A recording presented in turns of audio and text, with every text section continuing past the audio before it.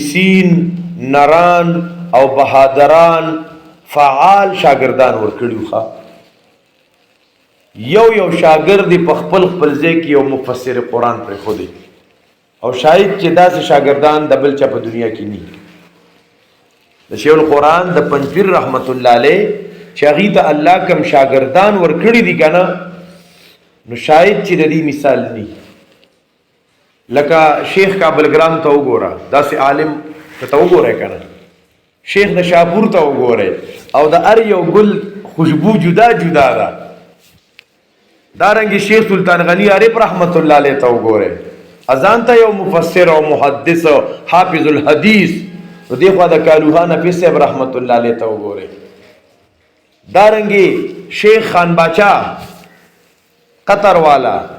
شیخ خان باچا شهید اذان دا د شیخ القرآن ابتدایي شاگردان دي او بیا په دغه شاگردانو کې وګورئ شیخ عبدالجبار صاحب حفظه الله د تقوا یو غر دی ښا په دې زمانه کې شاید داسې ولی بل نی ښا شیخ عبدالجبار صاحب اونتا شیخ عبدالجبار صاحب چې را رواني ته به وایې چې د سره د تقوا داسې په لاره روانه ده یاره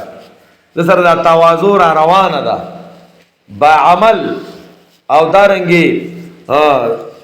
عمل کې پیش د تقوا پاغه باندې ختمه ده د بزرګۍ پاغه باندې ختمه ده ذکر اسکار پابندی د تهجد پابندی او بیا یوازې مفسر نه دی وسره محدث هم دی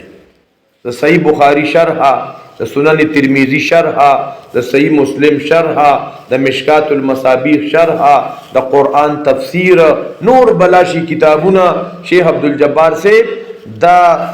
د شیخ القرآن په شاگردانو کې ابتدائی شاگردانو کې لوی شخصیت دی الله اکبر کبیره او کله کله یو لوی شخصیت یو سپی ورپسې غپ وکړي که نه نو دا سپی وایي چې یاره ما څوک په کاڼ ولیدم په خلکو کې مشهور شمه خبره پوه نه شوې هغه یو تنو چا بې نوم نه اخسته نو داسې کار یې وکړو جومات تړلو او دسمات یې وکړو چې خلک وایي چې دا چا چې په جومات کې یو دسمات دي کښېني نو خلک په هغې سره وپېژني بیا نو هغه وایرل کوی ما نومونه یې مالک خپل کار به کوي نو شیخ القرآن رحمت الله علیه ګوره د نورو مفسرینو معنی یې دله ذکر کړي دین اسلام دین حق اتباع الکتاب والسنه شیخ القرآن د پنځپیر رحمت الله علیه وایي د صراط مستقیم مصداقات قرآن ذکر کړي که نه بار ورپسې مه ګرځئ یو څو ګورئ سورت آل عمران آیت نمبر 51